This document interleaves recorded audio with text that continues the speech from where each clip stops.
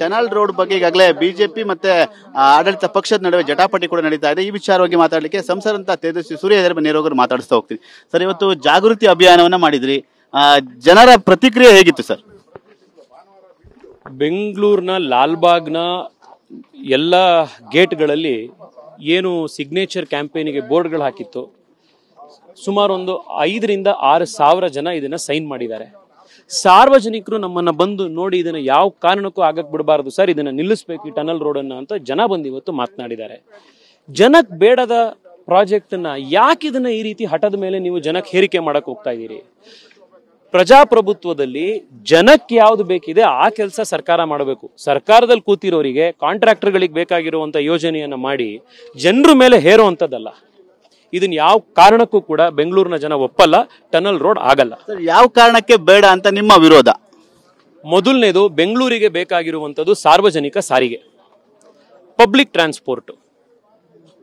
Metro ಎಲ್ಲೆಲ್ಲಿ open ಆಗಿದೆ ಅಲ್ಲಿ ಟ್ರಾಫಿಕ್ ಕಡಿಮೆ ಆಗಿದೆ ಅಂತ ಇದೇ ರಾಜ್ಯ ಸರ್ಕಾರದ ಸರ್ವೆ ತಿಳಿಸ್ತಾ ಇದೆ.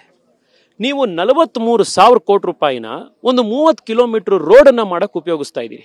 ಇದೇ 43,000 ಕೋಟಿನ ನೀವು ಉಪಯೋಗಿಸಿದ್ರೆ ಬೆಂಗಳೂರಿನಲ್ಲಿ 300 ಕಿಲೋಮೀಟರ್ ಹೊಸದಾಗಿ ನೀವು ಮೆಟ್ರೋ ಮಾಡಬಹುದು. ನಿಂತಿದ್ದ ಜಾಗದಿಂದ 5 ಕಿಲೋಮೀಟರ್ ದೂರ, 5 ನಿಮಿಷ ದೂರದಲ್ಲಿ ನಿಮ್ಗೊಂದು ಮೆಟ್ರೋ ಸ್ಟೇಷನ್ ಸಿಗುತ್ತೆ. ಅದನ್ನ ಮಾಡಿ.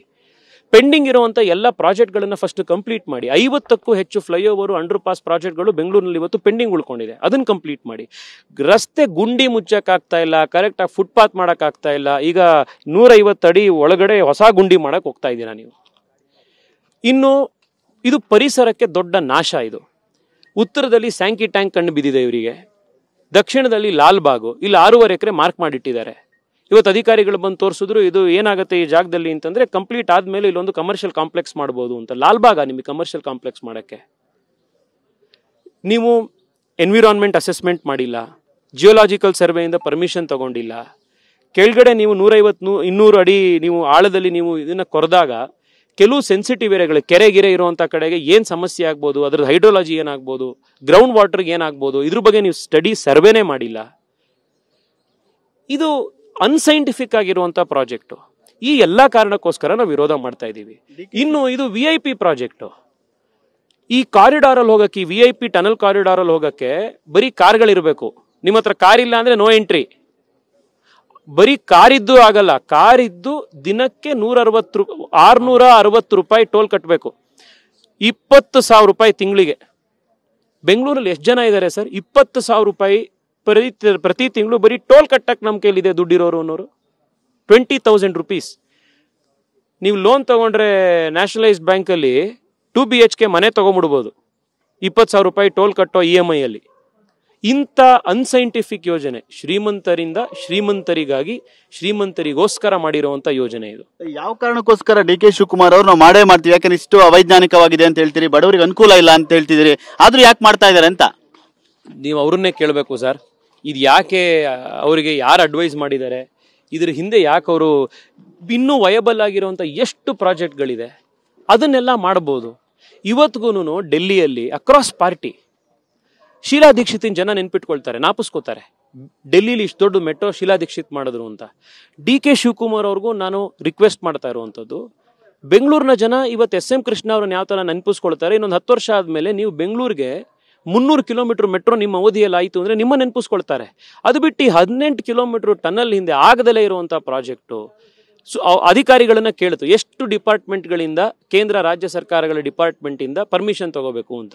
120 ಡಿಪಾರ್ಟ್ಮೆಂಟ್ ಇಂದ ಪರ್ಮಿಷನ್ ತಗೋಬೇಕು. ಈಗ ಎಷ್ಟು ಸಿಕ್ಕಿದೆ? ಒಂದೂ ಸಿಕ್ಕಿಲ್ಲ. ಇವ್ರದ್ದು 1 ಕಿಲೋಮೀಟರ್ ಅಲ್ಲಿ ನಮ್ಮ ಈಜಿಪುರ ಫ್ಲೈಓವರ್, ಈ BBMP ಅವರು 2 ಕಿಲೋಮೀಟರ್ ಫ್ಲೈಓವರ್ ಮಾಡಕ್ 10 ವರ್ಷ ತಗೊಂಡಿದ್ದಾರೆ. ಆಕಾಶದ ಇದು ಭೂಮಿ ಮೇಲಿರೋದಿಕ್ಕೆ. ಇನ್ ಭೂಮಿ ಒಳಗಡೆ 18 ಕಿಲೋಮೀಟರ್ ಇವ್ರು ಮಾಡ್ತಾರೆ ಅಂತಂದ್ರೆ ಅದಕ್ಕೆ ಇನ್ನೆಷ್ಟು 100 ವರ್ಷ ತಗೋಬಹುದು ಅದನ್ನ ಮಾಡಕ್ಕೆ. ಇಂಥ ಅನ್ವಯಬಲ್ ಪ್ರಾಜೆಕ್ಟ್ ಹಿಂದೆ ಪ್ರತಿಷ್ಠೆಗೆ ತಗೊಂಡು ಯಾಕೆ ತಗೊಂಡಿದ್ದೀರಿ ಅಂತ ನನಗಂತೂ ಅರ್ಥ ಆಗ್ತದೆ. ಲಾಲ್ಬಾಗ್ ನಲ್ಲಿ ಏನೇ ತೊಂದರೆ ಆಗಲ್ಲ, 1 ಎಕರೆ ಅಷ್ಟೇ ಜಾಗವನ್ನ ಬಳಸ್ಕೊಂತೀವಿ, ಮತ್ತೆ ಅದನ್ನ ಡೆವಲಪ್ ಮಾಡ್ತೀವಿ, ಇದರಿಂದ ಯಾವುದೇ ರೀತಿ ಜನಕ್ಕೆ ತೊಂದರೆ ಆಗಲ್ಲ ಅಂತ ಇದ್ದಾರೆ DK ಶಿವಕುಮಾರ್. ನೋಡಿ, ಇದು ಲಾಲ್ಬಾಗ್ ವಿಷಯಕ್ಕಷ್ಟಕ್ಕೆ ನಾವಿದ್ರೆ ನಮ್ಮ ವಿರೋಧ ಅಲ್ಲ. ಬೆಂಗಳೂರಿಗೆ ಬೇಕಿರೋ ಸಾರ್ವಜನಿಕ ಸಾರಿಗೆ 43,000 ಕೋಟಿ ರೂಪಾಯಿ ನಮ್ಮ ಹಣ, ಅದು ಬೆಂಗಳೂರಿನ ಟ್ಯಾಕ್ಸ್ ಪೇಯರ್ಸ್ ದುಡ್ಡು. ಅದನ್ನ ನೀವು 20 ಕಿಲೋಮೀಟರ್ ಒಂದು ರೋಡ್ ಮಾಡೋದಿಕ್ಕೆಲ್ಲ ಉಪಯೋಗಿಸ್ಬೇಕಾಗಿರೋದು. ಅದು ಕಾರಲ್ಲಿ ಉಪಯೋಗ ಮಾಡುವಂತ, ಶ್ರೀಮಂತರು ಉಪಯೋಗ ಮಾಡುವಂತ ತಿಂಗಳಿಗೆ 20,000 ರೂಪಾಯಿ ಟೋಲ್ ಕಟ್ಟುವಂಥವ್ರಿಗೆ ಮಾತ್ರ ಉಪಯೋಗ ಆಗುವಂಥದ್ದಕ್ಕಲ್ಲ. ಬೆಂಗಳೂರಿನಲ್ಲಿ ಕಾರ್ ಇರುವಂಥದ್ದು 12% ಜನರ ಹತ್ರ. ಇನ್ನು ಮಿಕ್ಕಿದವ್ರು ಯಾರ ಹತ್ರನೂ ಕಾರ್ ಇಲ್ಲ. ಕಾರ್ ಇಲ್ದಲೇ ಇರುವಂಥವ್ರು ಓಡಾಡೋದು ಯಾವ್ದ್ರಲ್ಲಿ? ಮೆಟ್ರೋಲಿ, ಬಸ್ಸಲ್ಲಿ, ಇದರಲ್ಲಿ ಓಡಾಡ್ತಾರೆ, ಸಾರ್ವಜನಿಕ ಸಾರಿಗೆಯಲ್ಲಿ. ಅಂಥವ್ರಿಗೆ ಉಪಯೋಗ ಆಗುವಂಥ ಪ್ರಾಜೆಕ್ಟ್ಗಳನ್ನು ಮಾಡಿ ಅಂತ ನಾವು ಕೇಳ್ತಿದ್ವಿ. ಕಾಂಗ್ರೆಸ್ ಪಾರ್ಟಿ ಇದೇನು ಅಡ್ವರ್ಟೈಸ್ಮೆಂಟು? ಕಾಂಗ್ರೆಸ್ ಕಾ ಹಾತ್ ಆಮ್ ಆದ್ಮಿ ಕೆ ಸಾಥ್, ಇದೇ ತಾನೇ ರಾಹುಲ್ ಗಾಂಧಿ ಎಲ್ಲ ಕಡೆ ಹೇಳಿದ್ದು. ಆಮ್ ಆದ್ಮಿ ಹತ್ರ ಕಾರ್ ಇರುತ್ತಾ? ಈ ಟನಲ್ ಪ್ರಾಜೆಕ್ಟಲ್ಲಿ ನೀವು ಆಮ್ ಆದ್ಮಿ ಅಂದರೆ ಎಂಟ್ರಿನೇ ಇಲ್ಲ ನಿಮಗೆ. ನಿನ್ನ ಹತ್ರ ಕಾರ್ ಇರಬೇಕು, 660 ರೂಪೀಸ್ ಹೋಗಿ ಬರೋದಿಕ್ಕೆ ದುಡ್ಡು ಇರಬೇಕು, ಅವ್ರಿಗೆ ಮಾತ್ರ ಇದು ಪ್ರಾಜೆಕ್ಟ್. ಯೋಜನೆ ಮಾಡಲಿಕ್ಕೆ ಮುಂದಾದ್ರೆ ನಿಮ್ಮ ಹೋರಾಟ ಹೇಗಿರುತ್ತೆ ಬಿಜೆಪಿಯಿಂದ? ಬೆಂಗಳೂರಿನ ಜನ ಈ ಟನಲ್ ರೋಡ್ ಪ್ರಾಜೆಕ್ಟ್ ಆಗೋದಕ್ಕೆ ಬಿಡೋದಿಲ್ಲ, ಈ ಪ್ರಾಜೆಕ್ಟ್ ಆಗೋದಿಲ್ಲ. Thank you sir. ಇದಿಷ್ಟು ಸಂಸದರಾದಂಥ ತೇಜಸ್ವಿ ಸೂರ್ಯ ಅವರ ಮಾತು. ಇದು ಶ್ರೀಮಂತರಿಗೋಸ್ಕರ ಇರುವಂತ ಈ ಒಂದು ಪ್ರಾಜೆಕ್ಟ್ ಏನಿದೆ, ಬಡವರಿಗೆ ಸಾಕಷ್ಟು ಅನಾನುಕೂಲ ಆಗುತ್ತೆ, ಸಮಸ್ಯೆ ಆಗುತ್ತೆ. ಹಾಗಾಗಿ ಈ ಒಂದು ಪ್ರಾಜೆಕ್ಟ್ ಅನ್ನು ಮಾಡಲಿಕ್ಕೆ ನಾವು ಯಾವುದೇ ಕಾರಣಕ್ಕೂ ಬಿಡಲ್ಲ, ನಮ್ಮ ಹೋರಾಟ ಮುಂದಿನ ದಿನಗಳಲ್ಲಿ ಇರುತ್ತೆ ಅನ್ನೋ ಮಾತನ್ನು ಕೂಡ ಹೇಳ್ತಾ ಇರುವಂತ. ಕ್ಯಾಮರಾಮನ್ ಸಯ್ಯದ್ ಜೊತೆ ಸುನಿಲ್, TV9 ಬೆಂಗಳೂರು.